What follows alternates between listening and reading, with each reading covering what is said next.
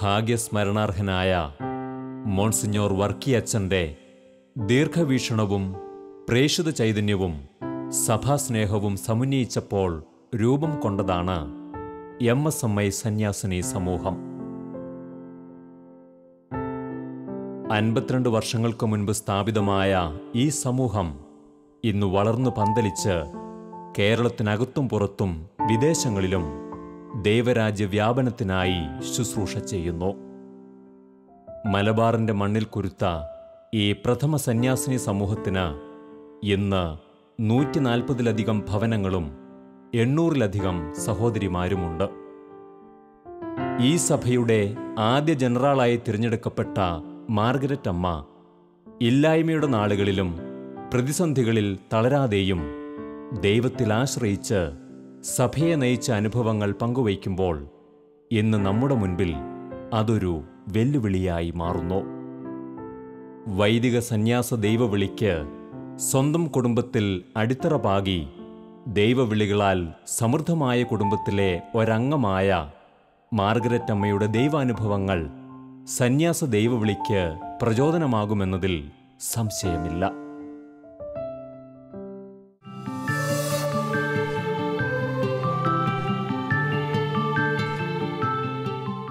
മദറിന് ഈ പ്രോഗ്രാമിലേക്ക് സ്വാഗതം. സന്യാസ വൈദിക ദൈവവിളി സമൃദ്ധമായ ഒരു കുടുംബത്തിലെ അംഗമാണല്ലോ മദർ. മദറിൻ്റെ കുടുംബത്തെ ഒന്ന് പരിചയപ്പെടുത്താമോ? ഞങ്ങളുടെ വീട്ടുപേര് മൂന്നാനാൽ, തൊടുപുഴ കല്ലാനിക്കൽ ഇടവകയിലായിരുന്നു ഞങ്ങൾ വീട്ടിൽ 9 പെൺമക്കളും 5 ആൺമക്കളുമാണുള്ളത്. എൻ്റെ അമ്മച്ചി ഞാൻ 8ാം ക്ലാസ്സിൽ പഠിക്കുമ്പോൾ മരിച്ചുപോയി. SLC കഴിഞ്ഞപ്പോൾ ഞങ്ങൾ കണ്ണൂർ ജില്ലയിൽ തിരുമേനി എന്ന സ്ഥലത്തേക്ക് താമസം മാറ്റി. അവിടെ നിന്നാണ് ഞാൻ കോൺവെൻറ്റിൽ ചേരുന്നത്. മദറിൻ്റെ വിദ്യാഭ്യാസ കാലഘട്ടത്തെക്കുറിച്ചൊന്ന് ഓർമ്മിക്കാമോ? 8ാം ക്ലാസ് വരെ പഠിച്ചത് ഞങ്ങളുടെ ഇടവകയിലുള്ള സ്കൂളിലാണ്. അതിന് ശേഷം അവിടെ ഹൈസ്കൂളില്ലാതിരുന്നത് കൊണ്ട് അവിടെ നിന്ന് 5 കിലോമീറ്റർ അകലെയുള്ള മുതലക്കോടം എന്ന സ്ഥലത്ത് ഹൈസ്കൂളിലേക്ക്, ഗേൾസ് ഹൈസ്കൂളിലേക്ക് പഠനം അവിടെ പിന്നീട് പഠിച്ചത്. SLC വരെ അവിടെ പഠിച്ചു. അതിനുശേഷം മലബാറിൽ വന്ന് കോൺവെൻറ്റിൽ ചേർന്നു. ബാല്യകാലത്തെക്കുറിച്ചുള്ള മദറിൻ്റെ ഓർമ്മകളൊന്ന് പങ്കുവയ്ക്കാമോ? അമ്മച്ചി മരിക്കുന്നിടം വരെയുള്ള കാലങ്ങൾ വളരെയേറെ സന്തോഷമുള്ളൊരു കാലമായിരുന്നു. അമ്മച്ചി മരിച്ചു കഴിഞ്ഞപ്പോൾ അമ്മ നഷ്ടപ്പെട്ടതിൻ്റെ ഒരു വലിയ വേദന മനസ്സിലുണ്ടായി. അന്നൊക്കെ ഒത്തിരി കരഞ്ഞ് പ്രാർത്ഥിച്ചു. പിന്നീട് മാതാവിനോട് പറഞ്ഞമ്മേ, ഇനി അമ്മ മാത്രമാണ് ഞങ്ങൾക്കുള്ളത്, അമ്മ എൻ്റെ സ്വന്തം അമ്മയായിട്ട് ഞാൻ സ്വീകരിച്ചിരിക്കുന്നു അങ്ങനെ പറഞ്ഞു. പിന്നെ മാതാവിനോട് അന്ന് മുതലേ കൂടുതൽ പ്രാർത്ഥിക്കാൻ തുടങ്ങി. പിന്നീട് എൻ്റെ ചെറുപ്പകാലത്തെപ്പറ്റി ഓർക്കുമ്പോൾ, ഞങ്ങളുടെ വീടിനെപ്പറ്റി ഓർക്കുമ്പം എല്ലാവരും നന്നായിട്ട് പ്രാർത്ഥിക്കുന്നവരായിരുന്നു. ഞങ്ങളുടെ വീട്ടിൽ എൻ്റെ അപ്പച്ചനും അമ്മച്ചിയും പിന്നെ എൻ്റെ വല്യപ്പനും വല്യമ്മച്ചിയും ഉണ്ടായിരുന്നു. ഞാൻ ഓർക്കുന്ന ഒരിക്കൽ പോലും ഞങ്ങളുടെ വീട്ടിൽ പ്രാർത്ഥന മുടക്കിയിട്ടില്ല. പിന്നെ ക്ലാസ്സുകളില്ലാത്ത ദിവസങ്ങളിൽ ഞങ്ങളെ നിർബന്ധമായിട്ടും പള്ളിയിൽ വിട്ടിരുന്നത് അപ്പച്ചനും അമ്മച്ചിയും നിർബന്ധിച്ചിരുന്നു പള്ളിയിൽ പോകണമെന്ന്. ഞങ്ങൾക്കും സന്തോഷമായിരുന്നു പള്ളിയിൽ പോകാൻ. ചില ദിവസങ്ങളിൽ ഞാൻ ഓർക്കുന്നു നേരത്തെ തന്നെ എഴുന്നേറ്റ് പള്ളിയിൽ പോകുന്നത്. അത് പള്ളിയിൽ പോകാനുള്ള ഇഷ്ടം കൊണ്ട് പോകുന്നത്. ഒരിക്കലും ഞങ്ങൾ നേരം വെളുക്കുന്നതിന് മുമ്പ് ഞാനും എൻ്റെ അനിയത്തിയും കൂടെ പള്ളിയിൽ പോയി. പള്ളിയിൽ ചെന്നിട്ട് നേരം വെളുത്തില്ല. അന്ന് ഞങ്ങൾ പേടിച്ച് വരച്ച് പള്ളിമുറ്റത്ത് അനങ്ങാതിരുന്നതൊക്കെ ഞാൻ ഓർക്കുന്നുണ്ട്. അങ്ങനെ ഈ ചെറുപ്പകാലത്തിലൊരു പ്രാർത്ഥനയുടെ അനുഭവം, പള്ളിയിൽ പോയി കുർബാനയിൽ പങ്കെടുക്കുന്ന ഒരു നല്ല അനുഭവം ഞങ്ങൾക്കുണ്ടായിരുന്നു. ഹൈസ്കൂളിൽ പോകുന്ന കാലത്ത് ഞങ്ങൾ കൊന്തയല്ലിക്കൊണ്ടാണ് പോയിരുന്നു. കൂട്ടുകാരൻ ഞങ്ങളൊക്കെ ഒരുമിച്ച് അങ്ങോട്ട് പോകുമ്പോൾ മുഴുവൻ നേരവും സ്കൂളിൽ വരെയും ജപമാല ചൊല്ലും. ഒരു 2-3 ജപമാല ചെല്ലാൻ സാധിക്കുമായിരുന്നു. മാർഗരറ്റ് ചേച്ചിയെക്കുറിച്ച് ഓർക്കുമ്പോൾ ഒത്തിരിയേറെ സന്തോഷവും അഭിമാനവും എനിക്കുണ്ട്. ചെറുപ്പകാലങ്ങളിൽ, പ്രത്യേകിച്ചും അമ്മച്ചി മരിച്ചു കഴിഞ്ഞ ആ കാലഘട്ടത്തിൽ സ്കൂളിൽ പോകുമ്പോൾ, വീട്ടിലായിരിക്കുമ്പോഴും ഒത്തിരിയേറെ വാത്സല്യവും സ്നേഹവുമൊക്കെ ഞങ്ങളോട് കാണിച്ചിട്ടുണ്ട്. അതുപോലെ സ്കൂളിൽ പോകുമ്പോൾ മുടി ചീകി 2 വശത്തും റിബണൊക്കെ കെട്ടി സന്തോഷത്തോടു കൂടി കയ്യിൽ പിടിച്ചുകൊണ്ട് പോവുകയും സ്കൂളിലേക്ക് കൊണ്ടുപോവുകയും ഒക്കെ ചെയ്യുമായിരുന്നു. പോകുന്ന വഴിക്ക് ഇടയ്ക്ക് വണ്ടിയൊക്കെ വരുമ്പോൾ അത് കണ്ട് സന്തോഷിക്കുന്നതിന് പകരം ആശയടക്കി ഈശോയ്ക്ക് നമുക്ക് കാഴ്ചവെക്കാം പാപികൾക്ക് വേണ്ടി എന്നൊക്കെ പറഞ്ഞ് ഞങ്ങൾക്ക് നല്ല കാര്യങ്ങൾ ചെയ്യുന്നതിന് വേണ്ടി പ്രത്യേകിച്ച് ആശയടക്കം ചെയ്യാൻ, സുഹൃദേവൻ ചെല്ലാൻ ഒക്കെ പ്രേരണ നൽകിയിരുന്നു. മുന്നോട്ടുള്ള ജീവിതത്തിൽ എപ്പോഴും വൈകുന്നേരത്തെ പ്രാർത്ഥനകൾ വളരെ തീഷ്ണതയോടുകൂടി നടത്തിയിരുന്നത് ഞാൻ ഓർക്കുന്നുണ്ട്. കൈയൊക്കെ വിരിച്ചു പിടിച്ച് കൊന്ത ചെല്ലുകയും മുട്ടിന്മേൽ നിന്ന് പ്രാർത്ഥിക്കുകയും സിസ്റ്ററാകാൻ പോകണം എന്നുള്ള ആ തീവ്രമായ ഒരു പ്രേക്ഷിതയായി തീരണമെന്നുള്ള തീവ്രമായ ആഗ്രഹത്തോടെ പ്രാർത്ഥിക്കുകയും ഞങ്ങളെയും അതിനെ പ്രേരിപ്പിച്ച് കൊന്ത ചെല്ലാനും അതുപോലെ മാതാവിൻ്റെ വണക്കമാസം വീടുകളൊക്കെ പൂക്കളൊക്കെ വെച്ച് രൂപത്തിങ്കൽ അലങ്കരിച്ച് ചെയ്യാനും ഒക്കെ ചേച്ചി ഒത്തിരിയേറെ പ്രേരണ തന്നിട്ടുണ്ട്. അപ്പോൾ അങ്ങനെ വന്നതുകൊണ്ട് ഞങ്ങൾക്ക് എനിക്ക് തന്നെയും ദൈവവിളി സ്വീകരിക്കാൻ തന്നെയും അതൊരു വലിയ പ്രേരണയായിരുന്നു. 10ാം ക്ലാസ് എഴുതുന്ന ആ കാലഘട്ടത്തിലൊക്കെ ചേച്ചി അവധിക്ക് വീട്ടിൽ വരുമ്പോഴൊക്കെ എനിക്ക് വലിയ സന്തോഷമായിരുന്നു. ചേച്ചി ഉടുപ്പിട്ടിട്ട് വരുമ്പോൾ ചേച്ചിയെ കാണാൻ കാത്തിരിക്കുകയായിരുന്നു. അപ്പോൾ അങ്ങനെ സന്തോഷത്തോടു കൂടി കാത്തിരിക്കുകയും പിന്നീട് എൻ്റെ മനസ്സിൽ ആ സിസ്റ്റർ ആകണം എന്നുള്ള തീവ്രമായ ഒരു ആഗ്രഹം കടന്നു വരികയും ചെയ്തു. അപ്പോൾ ചേച്ചി പോയ കോൺവെൻറ്റിൽ തന്നെ പോകാനായിട്ടുള്ള പ്രേരണ കിട്ടി. അതിനുള്ള കൃപ ദൈവം തന്നു. അങ്ങനെ നല്ലൊരു സിസ്റ്ററായി തീരുന്നതിന് വേണ്ടിയിട്ട് ഈ സഭയിൽ തന്നെ MSMI സന്യാസ സമൂഹത്തിൽ തന്നെ ചേരാനായിട്ട് എനിക്ക് സാധിച്ചു. എന്നെപ്പോലെ അതുപോലെ വൈദിക ജീവിതത്തിലേക്ക് ജസ്റ്റിയും റെജിയും അതുപോലെ എനിക്ക് മുമ്പേ റോസ്ലിറ്റ് ചേച്ചിയും ഒക്കെ ഈ സമർപ്പിത ജീവിതത്തിലേക്ക് കടന്നു വന്നതിൻ്റെ പിന്നിൽ ആദ്യം മുമ്പേ പോയത് മാർഗരറ്റ് ചേച്ചിയാണ്. ചേച്ചിയുടെ ആ ജീവിത മാതൃകയാണ് ഞങ്ങൾക്ക് ഒത്തിരി പ്രചോദനം ആയി തീർന്നിട്ടുള്ളത്. സഹോദരങ്ങളെല്ലാം ഒരുമിച്ചാണ് സ്കൂളിൽ പോയിക്കൊണ്ടിരുന്നത്. പിന്നെ ഞാൻ ഹൈസ്കൂളിൽ കയറിയപ്പോൾ കൂട്ടുകാരുടെ കൂടെ പോകാൻ തുടങ്ങി. അന്ന് അവർ വേറെ സ്കൂളിലാണ് പഠിച്ചിരുന്നത്. അന്നത്തെ എൻ്റെ കൂട്ടുകാരൊക്കെ തന്നെ മടത്തി ചേരണം എന്നുള്ള ഭയങ്കര ആഗ്രഹക്കാരായിരുന്നു. ഞങ്ങൾ 3-4 പേര് കോൺവെൻറ്റിൽ പോവുകയും ചെയ്തു. മദറിൻ്റെ ജീവിതത്തെ സ്വാധീനിച്ച ടീച്ചേഴ്സിനെ ഓർക്കുന്നുണ്ടോ? ടീച്ചേഴ്സിനെ കുറിച്ച് ഓർക്കുമ്പോൾ ആദ്യത്തെ എന്നെ 3ാം ക്ലാസ്സിൽ പഠിപ്പിച്ചിരുന്ന ഒരു സിസ്റ്റർ ഉണ്ടായിരുന്നു. കുസുമോസ് എന്നായിരുന്നു സിസ്റ്ററിൻ്റെ പേര്. ആ സിസ്റ്ററിനെ എനിക്ക് ഒരു പ്രത്യേക എൻ്റെ സ്വന്തം ചേച്ചിയെ പോലെയുള്ളൊരു സ്നേഹമായിരുന്നു. പിന്നീട് അമ്മച്ചി മരിച്ചു കഴിഞ്ഞപ്പോൾ ആ സിസ്റ്റർ എന്നെ ഒത്തിരി ധൈര്യപ്പെടുത്തിയത്, ഒത്തിരി ശക്തിപ്പെടുത്തി. സാരമില്ല, പിന്നെ നമുക്കൊക്കെ സ്വർഗത്തിൽ അമ്മച്ചി ഉണ്ടെന്നൊക്കെ പറഞ്ഞ് ആ സിസ്റ്റർ എന്നെ ഒത്തിരി ആശ്വസിപ്പിച്ചത് ഞാൻ ഓർക്കുന്നു. പിന്നീട് ദൈവവിളിക്ക് തന്നെയും കാരണം ഞാൻ ആദ്യം പഠിച്ച പിന്നെ കോൺവെൻറ്റിലെ ആ സിസ്റ്റേഴ്സിൻ്റെ മാതൃക ഒന്ന് എൻ്റെ വീട്ടിൽ നിന്ന് കിട്ടിയ വലിയൊരു അടിസ്ഥാനം, മാതാപിതാക്കളുടെ ജീവിതം, പ്രാർത്ഥന, അതൊക്കെ. രണ്ടാമത് എൻ്റെ ദൈവവിളിയായിട്ടൊക്കെ ബന്ധപ്പെട്ട് വരുന്നുണ്ട്. അന്ന് ഞാൻ ആദ്യകാലത്ത് പഠിച്ച സിസ്റ്റേഴ്സിൻ്റെ ആ പെരുമാറ്റങ്ങളും അവർ പ്രത്യേകിച്ച് അവർ കുർബാന കൈക്കൊള്ളാനായിട്ട് പോകുന്നത് ഞാൻ ഓർക്കും. അന്നത്തെ സിസ്റ്റേഴ്സൊക്കെ കാപ്പയൊക്കെ ഇട്ടാണ് കുർബാനയുടെ സമയമാകുമ്പോഴത്തേക്ക് അവരുടെ കാപ്പയൊക്കെ അവർ ശരിക്കും എന്നിട്ട് ആ കാപ്പയിട്ടാണ് കുർബാന കൈക്കൊള്ളാൻ പോയിക്കൊണ്ടിരുന്നത്. അപ്പം എനിക്ക് തോന്നിയിരുന്നത് അവർ മാലാഖമാർ പോകുന്നത് പോലെ എൻ്റെ മനസ്സിലെന്ന് പറഞ്ഞത്. അതൊക്കെ എൻ്റെ ദൈവവിളിയായിട്ട് ബന്ധപ്പെട്ട് കിടക്കുന്ന പോലെയൊക്കെ എനിക്ക് തോന്നാറുണ്ട്. ചെറുപ്പത്തിൽ തന്നെ ദൈവവിളിയെക്കുറിച്ച് ചിന്തിച്ചിരുന്നോ? ഞാൻ ഓർമ്മ വെക്കുന്ന കാലത്ത് തന്നെ ഈ ദൈവവിളിയെപ്പറ്റി എനിക്ക് എന്നാ ദൈവവിളിയുടെ കാര്യം ചിന്തിക്കാൻ തുടങ്ങിയെന്ന് പോലും അറിയത്തില്ലാത്ത വിധത്തിൽ ദൈവവിളി എൻ്റെ മനസ്സിലുണ്ടായിരുന്നു. കാരണം അമ്മച്ചിയുടെ ബന്ധത്തിൽപ്പെട്ട് അമ്മച്ചിയുടെ ആങ്ങളുടെ മക്കൾ സിസ്റ്റേഴ്സ് ഉണ്ടായിരുന്നു. അപ്പം അമ്മച്ചിക്ക് ഞങ്ങൾ സിസ്റ്റർമാരാകുന്നത് ഇഷ്ടമായിരുന്നതുകൊണ്ട് അമ്മച്ചി ഇടയ്ക്കിടയ്ക്ക് ദൈവവിളിയെ പറ്റിയും അമ്മച്ചിയുടെ ആങ്ങളമാരുടെ മക്കളെ പറ്റിയൊക്കെ അമ്മച്ചി പറയുമായിരുന്നു. പിന്നെ അമ്മച്ചിയുടെ ആങ്ങളുടെ ഒരു മകൻ അച്ഛനുണ്ടായിരുന്നു. അപ്പം അച്ഛനിടയ്ക്ക് വീട്ടിൽ വരും. അങ്ങനെ എനിക്കും ഞാനതുകൊണ്ട് ആഗ്രഹിച്ചു എനിക്കും ഒരു സിസ്റ്റർ ആവണം, കോൺവെൻറ്റിൽ പോകണം എന്നൊക്കെ ഞാനും ആഗ്രഹിച്ചു. അങ്ങനെ വല്യപ്പച്ചനും വല്യമ്മച്ചും വീട്ടിലുണ്ടായിരുന്നെന്ന് പറഞ്ഞല്ലോ, അവരെക്കുറിച്ചുള്ള ഓർമ്മകൾ ഒന്ന് പങ്കുവയ്ക്കാമോ? തീർച്ചയായിട്ടും. എൻ്റെ അപ്പനെ ഞങ്ങൾക്ക് അമ്മയെക്കഴിഞ്ഞും കുറേ കൂടി അടുപ്പം അപ്പനോടായിരുന്നു എനിക്ക് തോന്നുന്നു, വല്യപ്പനോട്. അപ്പന് ഇടയ്ക്കിടയ്ക്ക് കഥകൾ പറഞ്ഞു തരുമായിരുന്നു. പ്രത്യേകിച്ച് ആ കാലഘട്ടത്തിലൊക്കെ ഈ സിനിമ കാണുമ്പോൾ ഒന്നും ചെയ്യാറില്ലല്ലോ ആരും. അപ്പം പറഞ്ഞു തരുന്ന കഥകൾ വിശുദ്ധന്മാരുടെ ചരിത്രങ്ങളാണ്. ഒന്നെങ്കിൽ സെൻറ്റ് ജോർജിൻ്റെയോ അല്ലെങ്കിൽ സെൻറ്റ് സെബാസ്റ്റ്യനോ, പിന്നെ ഓരോ വിശുദ്ധന്മാരുടെ കഥകൾ, ഡോമിനിക്ക് സാവിയോടെയോ എന്തെങ്കിലുമൊക്കെ കഥകൾ അപ്പനിങ്ങനെ വിശുദ്ധന്മാരുടെ കഥകൾ പറയും. പിന്നെ അപ്പനെ പറ്റി ഓർക്കുമ്പോൾ, അപ്പനെ അമ്മയെ പറ്റി ഓർക്കുമ്പോൾ അവരെന്നും അങ്ങേയറ്റം പ്രായം ചെന്നിട്ടും ഒട്ടും വയ്യാണ്ടായിട്ട് പോലും മുട്ടുകുത്തി നിന്ന് അവരൊക്കെ എന്നും കൊന്തയിലിരുന്നത്. ഞങ്ങളെല്ലാവരെയും അവരുടെ മുമ്പിൽ മുട്ടുകുത്തിച്ച് നിർത്തും. അവർ ഞങ്ങളുടെ പുറകിൽ മുട്ടുകുത്തി നിന്ന്, പ്രത്യേകിച്ച് അപ്പനും അമ്മയും മുട്ടുകുത്തി നിൽക്കുന്നത് ഞാനെന്നും ഓർക്കുന്നുണ്ട്. അവരുടെ ജീവിതം എനിക്ക് വലിയൊരു മാതൃകയായിരുന്നു. അപ്പൻ്റെ അമ്മയുടെയും ജീവിതം, പ്രത്യേകിച്ച് അമ്മച്ചി മരിച്ചതിന് ശേഷം എൻ്റെ വലിയമ്മച്ചിക്ക് ഭയങ്കര കാര്യമായിരുന്നു. അമ്മയില്ലാത്ത മക്കൾ എന്നുള്ള ഒരു നിലയിൽ അമ്മ ഞങ്ങളെ ഒരുപാട് സ്നേഹിച്ചു. ഞങ്ങൾക്ക് ആർക്കും ഒരു വിഷമം വരരുതെന്ന് അമ്മയ്ക്ക് നിർബന്ധമുണ്ടായിരുന്നു. പരിശുദ്ധയമ്മയെ സ്വന്തമായി സ്വീകരിച്ചതിലൂടെ അമ്മ മരിച്ച ദുഃഖത്തെ മറികടക്കാനും മുന്നോട്ടുള്ള ജീവിതത്തിൽ ശക്തിയുടെ ഉറവിടമായി മരിയ ഭക്തിയെ വളർത്തുവാനും മദർ മാർഗരറ്റിന് കഴിഞ്ഞു. ജീവിതത്തിൽ നേരിട്ട സകല പ്രതിസന്ധികളിലും തളരാതെ നിലകൊള്ളാൻ മദറിന് കഴിഞ്ഞത് ജപമാല ഭക്തിയിലൂടെയാണ്. അപേക്ഷിച്ചാൽ ഉപേക്ഷിക്കാത്ത മാതാവിൻ്റെ സന്നിധിയിലുള്ള പ്രാർത്ഥനയാണ് ദൈവവിളികളെ കൂടുതൽ തിളക്കമുള്ളതാക്കി മാറ്റുന്നതെന്ന് മദർ മാർഗരറ്റിൻ്റെ ജീവിതം നമ്മെ പഠിപ്പിക്കുന്നു. വിദേശ സ്വദേശ സഭകളൊക്കെ ഉണ്ടായിരുന്നിട്ടും മദർ എന്തുകൊണ്ടാണ് ഈ തുടക്ക സഭയിൽ ചേർന്നത്? ഞാൻ പറഞ്ഞല്ലോ, ഞങ്ങൾ മലബാറിലേക്ക് പോകുന്നെന്ന് പറഞ്ഞില്ലേ. അപ്പം ഞാൻ കോൺവെൻറ്റിൽ ചേരണമെന്ന് തന്നെയാണ് എപ്പോഴും ഞാൻ കോൺവെൻറ്റിൽ ചേരുക, അതായിരുന്നു എൻ്റെ ആഗ്രഹം മുഴുവനും.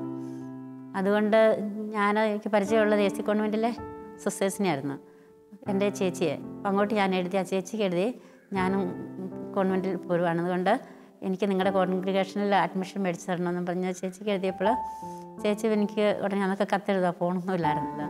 അപ്പോൾ ചേച്ചി എനിക്ക് എഴുതി, നീ എത്രയും പെട്ടെന്ന് പോരെ, ഞാൻ വേണ്ടപ്പെട്ടവരോടൊക്കെ പറഞ്ഞിട്ടുണ്ട്, അതുകൊണ്ട് പെട്ടെന്ന് കഴിയുന്ന എത്രയും പെട്ടെന്ന് പോരാൻ പറഞ്ഞ് മറുപടി ചേച്ചി എഴുതി. ആ കത്ത് കിട്ടിക്കഴിഞ്ഞപ്പോൾ അപ്പച്ചനാണ് പറഞ്ഞത്, ഇവിടെ കുളത്തുവയലിൽ ഒരു കോൺവെൻറ്റ് തുടങ്ങിയിട്ടുണ്ട്, അതാണെങ്കിൽ കുറച്ചും കൂടി എളുപ്പമല്ലേ, അവിടെ അന്വേഷിച്ച് നോക്കാമെന്ന് അപ്പച്ചൻ പറഞ്ഞു. അങ്ങനെ ഇവിടെ അന്വേഷിച്ചു. ഇവിടെ അന്വേഷിച്ചപ്പോൾ അച്ഛൻ പറഞ്ഞു എത്രയും പെട്ടെന്ന് എത്തണം, മറ്റു കുട്ടികളൊക്കെ വന്നു കഴിഞ്ഞു, അതുകൊണ്ട് വേഗം തന്നെ എത്താൻ പറഞ്ഞു. കത്ത് കിട്ടിയതിൻ്റെ പിറ്റേ ദിവസം തന്നെ അപ്പച്ചനും ഞാനും കൂടി കുളത്തുവയലിലേക്ക് വന്നു. ഇവിടെ വന്ന് അച്ഛനെ കണ്ടു, അച്ഛന് അഡ്മിഷൻ തന്നു. ചേച്ചി SLC പാസ്സായി കഴിഞ്ഞപ്പോഴാണ് തൊടുപുഴയിൽ നിന്നും ഞങ്ങളെല്ലാവരും കൂടി മലബാറിലേക്ക് പോരുന്നത്. മലബാറിൽ വന്നു കഴിഞ്ഞ് കുറച്ച് നാൾ കഴിഞ്ഞപ്പോൾ ചേച്ചിക്ക് വേണ്ടി അപ്പച്ചൻ വിവാഹം ആലോചിച്ചു. അപ്പോൾ ചേച്ചിക്ക് അതിനോട് അത്ര താല്പര്യമില്ലായിരുന്നു. അപ്പോൾ ഞങ്ങളുടെ ഒരു ചിറ്റപ്പൻ കൂരാച്ചുണ്ടിയിൽ നിന്നും ഇവിടെ വന്നു. അപ്പോൾ ചിറ്റപ്പൻ്റെ ഒരു പെങ്ങള് വർക്കിച്ചൻ അവരൊരു സഭ തുടങ്ങുന്നുണ്ട്, ആ സഭയിൽ ചേരുകയാണെന്ന് പറഞ്ഞു. അങ്ങനെ ചേച്ചിയും ആ മഠത്തിൽ ചേർന്നു. ചേച്ചി മഠത്തിൽ പോകുന്നത് ഞങ്ങൾക്ക് അന്നൊക്കെ ഒത്തിരി ഇഷ്ടമൊന്നുമില്ലായിരുന്നു. ചേച്ചിയുടെ വേർപാട് ഞങ്ങൾക്ക് ഒരു സങ്കടമായിരുന്നു. എങ്കിലും ചേച്ചി കോൺവെൻറ്റിൽ പോകുകയാണല്ലോ എന്ന് ഓർത്തപ്പോൾ ഞങ്ങൾക്കൊക്കെ ഒത്തിരി സന്തോഷമായി. പിന്നെ ചേച്ചി സിസ്റ്ററായി വീട്ടിൽ വന്നപ്പോൾ ഞങ്ങൾക്കൊക്കെ വളരെ സന്തോഷമായിരുന്നു. ചേച്ചി എപ്പോഴും വീട്ടിൽ വന്നാലും ഞങ്ങളെല്ലാവരും ചേച്ചിയെ കാണാൻ വരും. ചേച്ചിയുടെ സാന്നിധ്യം ഞങ്ങൾക്കൊക്കെ ഒത്തിരി ആത്മീയ വളർച്ചയ്ക്കും സ്നേഹവും സമാധാനവും സന്തോഷവും എല്ലാം തരുന്നതാണ്. മറ്റ് സഭകളൊക്കെ അകലെ ആയതുകൊണ്ടാണ് അപ്പച്ചന് അങ്ങനെ ഒരു ചിന്തയുണ്ടായത്? അത് ഒരു ദൈവത്തിൻ്റെ നിയോഗമായിരുന്നു. ദൈവം എന്നെ നിയോഗിച്ചിരുന്നത് ഇവിടെയായിരുന്നു. ഇവിടെ വന്ന് ഞാൻ ആദ്യം ചാപ്പലിൽ മുട്ടുകുത്തി പ്രാർത്ഥിച്ച നിമിഷം ഞാൻ ഇന്ന് ഓർക്കുന്നുണ്ട്.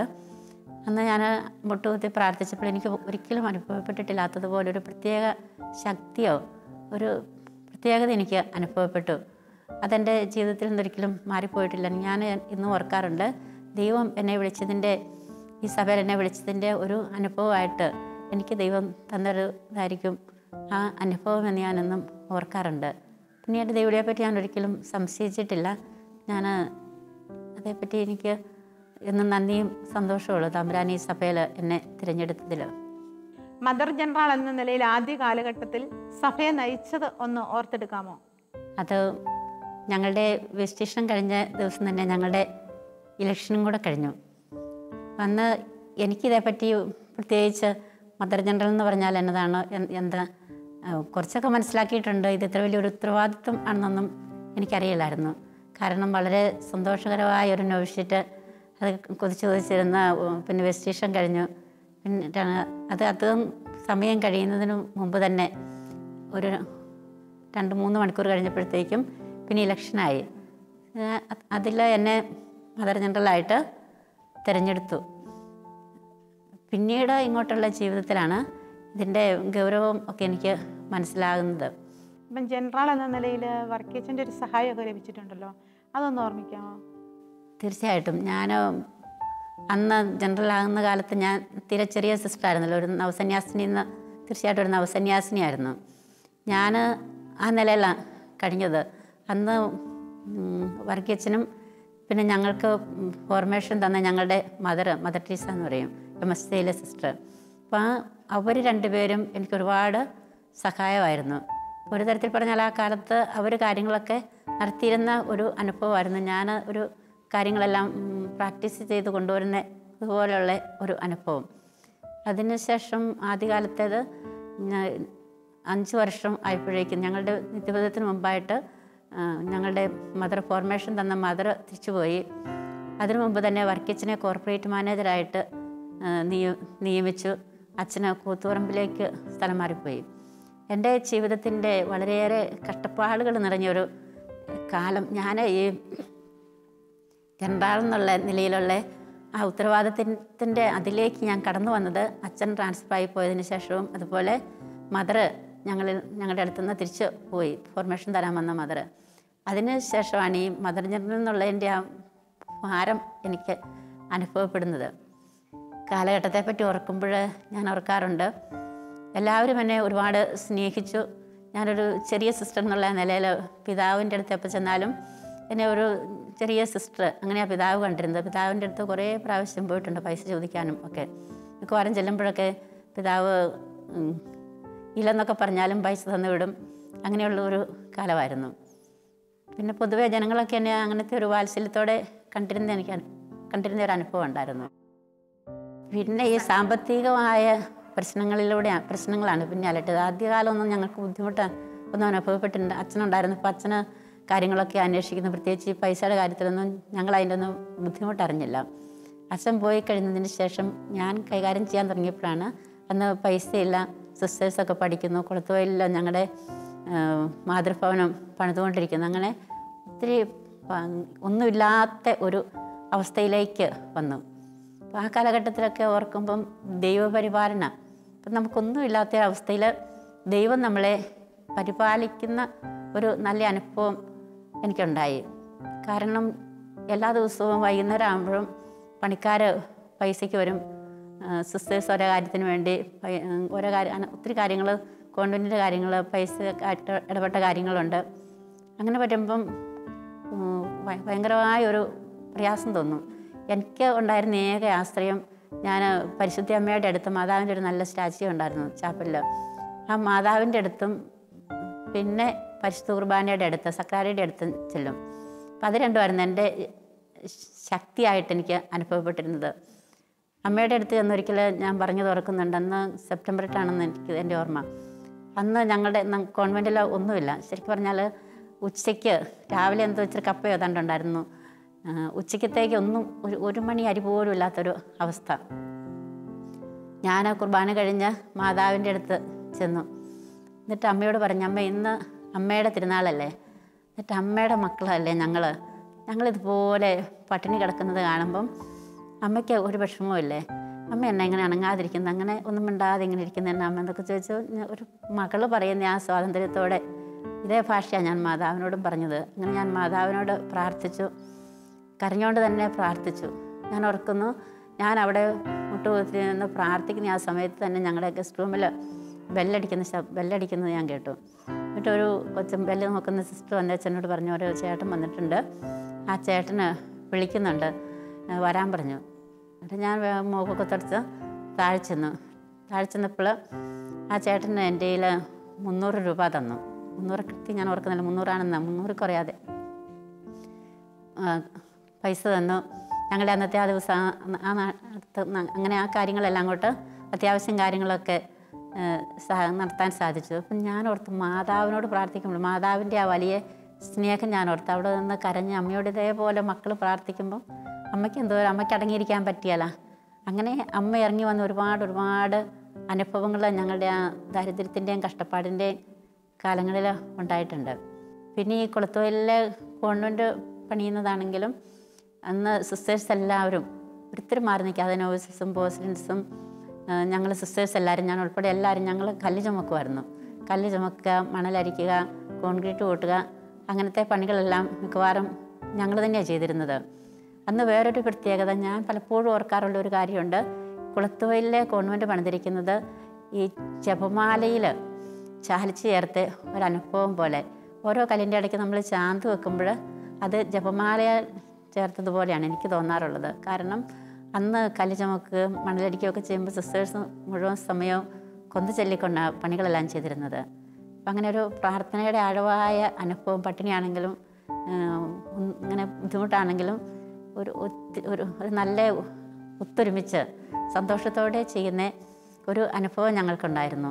അത് വലിയൊരു, എൻ്റെ ഉത്തരവാദിത്വം വലുതാണെങ്കിലും സിസ്റ്റേഴ്സ് ഇങ്ങനെ എല്ലാവരും സഹകരിക്കുകയും ഒരുമിച്ച് ചെയ്യുകയൊക്കെ ചെയ്യുമ്പം ഒരു വിധത്തിൽ ഞാനതിൻ്റെ ഭാരം അറിയാത്തതുപോലെ പരാതിയോ പരിഭവമോ ഒന്നും. ജപമാല പ്രാർത്ഥനയിൽ ചാലിച്ചെടുത്ത ഈ കരിങ്കല്ലുകൾക്ക് ത്യാഗത്തിൻ്റെ കഥകൾ പറയാനുണ്ട്. കണ്ണുനീരിൻ്റെയും വിയർപ്പിൻ്റെയും തുള്ളികൾ വീണ ഈ മണ്ണ് വിശുദ്ധമാണ്. മോൺസിഞ്ഞോർ വർക്കിയച്ചനോട് ചേർന്ന് കർത്താവിൻ്റെ മണവാട്ടികൾ പടുത്തുയർത്തിയ MSMI സഭയുടെ മാതൃഭവനത്തിൽ നിന്ന് ലോകം മുഴുവനിലേക്കും പടർന്ന സുവിശേഷാഗ്നിയുടെ പിന്നാമ്പുറങ്ങളിൽ മദർ മാർഗരറ്റിൻ്റെ സമർപ്പണവും പ്രാർത്ഥനയും ത്യാഗജീവിതവും ഉൾച്ചേർന്നിരിക്കുന്നു. മദർ 1 രൂപ സക്രാലി സമർപ്പിച്ച കാര്യം കേട്ടിട്ടുണ്ട്, അതൊന്ന് വിശദീകരിക്കാമോ?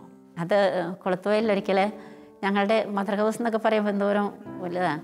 അവിടെ ആകെ ഉണ്ടായിരുന്ന ഒരു 1 രൂപയുടെ ഒരു നോട്ട് മാത്രം, അല്ലാണ്ട് ഒരൊറ്റ പൈസ പോലും കുളത്തുവയലില്ലായിരുന്നു. അന്നും ഇതുപോലെ ഞാൻ ഈശോയുടെ അടുത്ത് എന്ന് വെച്ച് പറഞ്ഞു, ഈശോ എന്നാ കാണിക്കേണ്ടത്, എന്തോരം പൈസയുടെ ആവശ്യമുണ്ട്, നിനക്കെല്ലാം അറിയത്തില്ലേ എന്നാ ചെയ്യേണ്ടത് ഞാനോ. അത് കഴിഞ്ഞ് ഞാൻ എൻ്റെ മനസ്സിൽ തോന്നി ആ 1 രൂപ താഴ്ചെന്ന് എടുത്തുകൊണ്ട് വരാമെന്ന്. അപ്പം ഞാൻ താഴ്ചെന്ന് 1 രൂപ എടുത്തുകൊണ്ട് വന്ന് പിന്നെയും അതുപോലെ ഈശോയുടെ അടുത്ത് നിന്ന് പ്രാർത്ഥിച്ച്. എനിക്കറിയാമായിരുന്നു അവിടെ കുളത്തുവയലിലെ പഴയ ചാപ്പലിൽ സക്രാരി വെച്ചിരിക്കുന്നതിൻ്റെ ഇടയ്ക്ക് സക്രാരിയുടെയും പിന്നെ ഭിത്തിയുടെയും കൂടെ ഇടയ്ക്ക് ഒരു ചെറിയൊരു വിടവുണ്ടായിരുന്നു, അങ്ങനെ സ്ഥലം ഉണ്ടായിരുന്നു. ഞാൻ ഈശോയുടെ അടുത്ത് എന്ന് വെച്ച് ഈശോയോട് പറഞ്ഞു, ഞാൻ ഈ 1 രൂപ ഇവിടെ ബാങ്കിലിടുന്നത് പോലെ തന്നെ ഇവിടെ വെക്കുക. ഇനി ഇവിടുത്തെ ദാരിദ്ര്യവും കഷ്ടപ്പാടും എന്ന് മാറുന്നു അന്ന് മാത്രം ഞാനിത് തിരിച്ചെടുക്കും. ഞാനിവിടെ ഇങ്ങനെ നിൻ്റെ ബാങ്കിൽ വെച്ചിട്ടുണ്ടെന്ന്, ഈ പൈസ ഇട്ടിട്ടുണ്ടെന്ന് ഈശോയെ എനിക്ക് നിനക്ക് മാത്രമേ അറിയത്തുള്ളൂ, അതുകൊണ്ട് ഇത് ഇവിടെ വെച്ച് ഞാൻ പോവാം കേട്ടോ എന്ന് പറഞ്ഞ് ഞാൻ പോന്നു. പിന്നീട് ഉള്ള കാലഘട്ടങ്ങളിൽ ഞാൻ ഓർക്കുന്നു, സിസ്റ്റേഴ്സ് ജർമ്മനിയിൽ നഴ്സിംഗ് പഠിച്ചവരും പഠിക്കാനുള്ളവരായിട്ടുള്ള സിസ്റ്റേഴ്സിനെയൊക്കെ ജർമ്മനിയിലേക്ക് വിടാൻ സാധിച്ചു. അത് മൈക്കിളച്ചനെ കാര്യമറ്റത്തിലച്ചൻ ഞങ്ങളെ സഹായിച്ചു. അങ്ങനെ കുളത്തുവയലിലെ വലിയ പട്ടിണിയുടെ കാലങ്ങളൊക്കെ കുറഞ്ഞു വന്നു. അത് ഞാൻ മാറുന്നതിന് മുമ്പ് 76-ലാണ് ഞാൻ മാറിയത്. 75 വർഷങ്ങളായപ്പോഴത്തേക്ക് 75 ആയപ്പോഴത്തേക്കും സാമ്പത്തിക ബുദ്ധിമുട്ടുകൾ ഒരു പരിധിവരെ കുറഞ്ഞു. ഞാൻ അതുപോലെ തന്നെ ആ 1 രൂപ ഈശോയുടെ അടുത്ത് വെച്ചതുപോലെ തന്നെ ഈശോയെ നിൻ്റെ ബാങ്കിൽ നീ 1 രൂപ തിരിച്ചെടുക്കുകയാണെന്ന് പറഞ്ഞ് അത് തിരിച്ചെടുത്തു. അങ്ങനെ ദൈവം ഒരുപാട് അനുഗ്രഹിച്ചു. പിന്നെ ആ കാലത്തൊക്കെ എനിക്ക് ദൈവത്തെ അനുഭവിക്കാൻ സാധിച്ചത് എൻ്റെ അപ്പച്ചനെ പോലെ ഒരു സ്നേഹം. എപ്പോഴും ഈശോയുടെ അടുത്ത് പോയി പ്രാർത്ഥിച്ചാൽ അല്ലെങ്കിൽ മാതാവിൻ്റെ അടുത്ത് പോയി പ്രാർത്ഥിച്ചാലും ഒരിക്കലും അത് കിട്ടാത്തൊരനുഭവമില്ല. മാർഗരറ്റ് മദറിനെ കുറിച്ച് ഓർക്കുമ്പോൾ ഞങ്ങൾ 1962 വിമലാലയത്തിൽ വന്ന നാളുകൾ മുതൽ ഇന്ന് വരെ ഒരു 52 വർഷം, ഒരു അരനൂറ്റാണ്ടിലധികം കാലഘട്ടത്തെ പരിചയവും ബന്ധവുമാണ് എൻ്റെ ഓർമ്മയിലുള്ളത്. ആ കാലഘട്ടത്തിലെല്ലാം വലിയൊരു പ്രചോദനമായിരുന്നു മാർഗരറ്റ് മദർ. വെസ്റ്റിഷൻ കഴിഞ്ഞ് വ്രതവാഗ്ദാനം കഴിഞ്ഞിട്ട് തിരഞ്ഞെടുപ്പ് വന്നപ്പോൾ ഈ സഭയുടെ ആദ്യത്തെ മദർ ജനറലായിട്ട് മദർ തിരഞ്ഞെടുക്കപ്പെട്ടു. ഇതിൽ നിന്ന് എനിക്ക് മനസ്സിലായത് ഞങ്ങൾക്ക് എല്ലാവർക്കും അധികാരികൾക്കും ഏറെ പ്രിയങ്കരിയായിരുന്നു മദർ.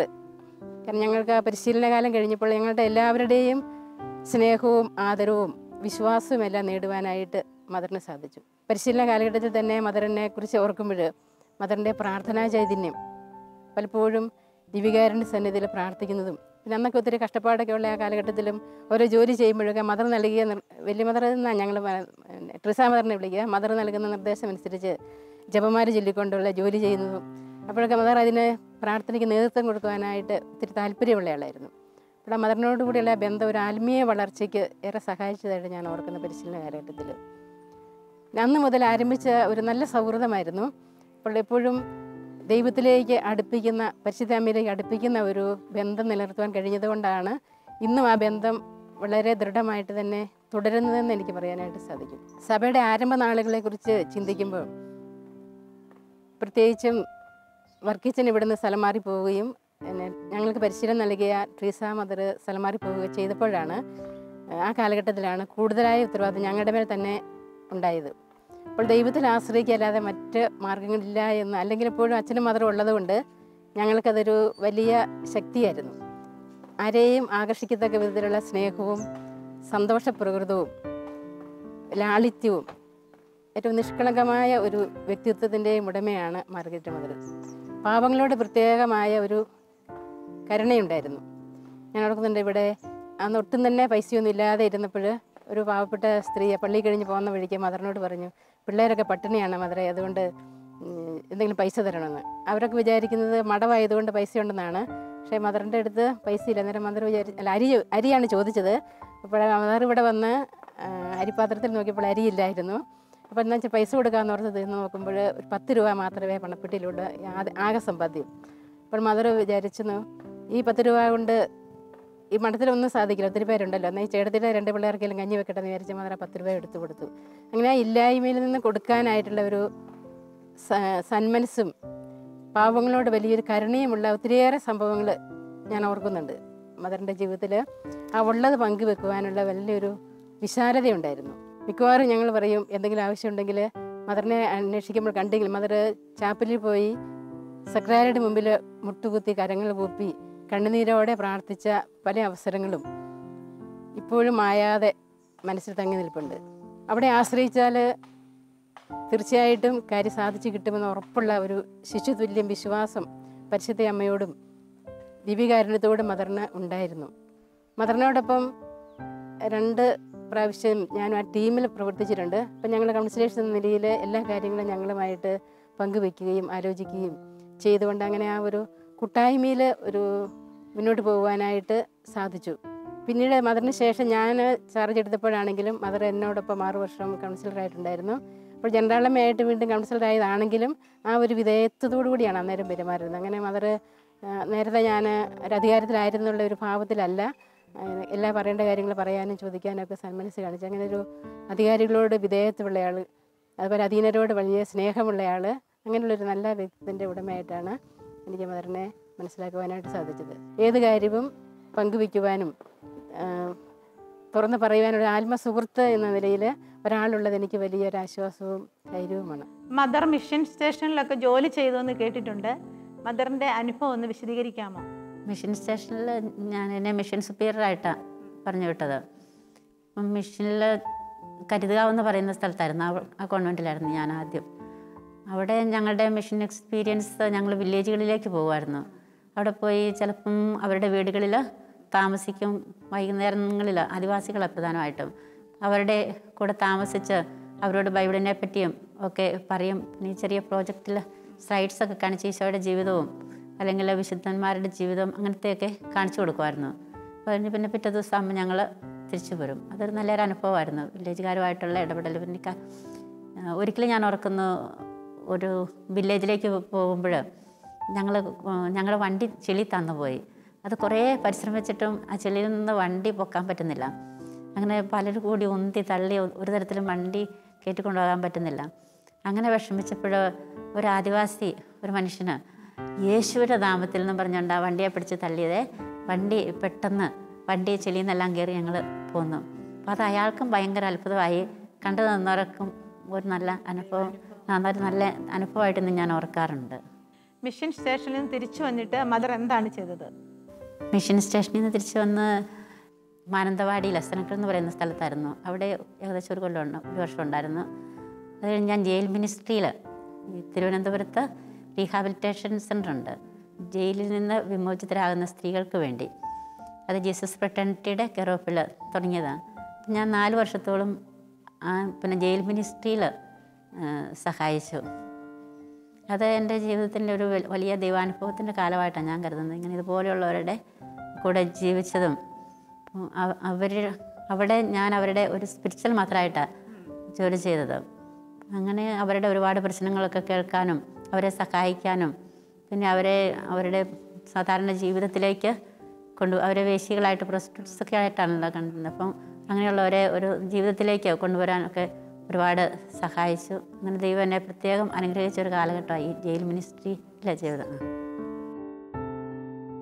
സ്ഥിരതയുള്ള പ്രാർത്ഥനാ ജീവിതത്തിലൂടെയും വചനധ്യാനത്തിലൂടെയും കർത്താവിൽ നിന്ന് ശക്തി സ്വീകരിച്ച് 71-ാം വയസ്സിലും ഊർജ്ജസ്വലതയോടെ മുന്നേറാൻ മദർ മാർഗരറ്റിന് സാധിക്കുന്നു.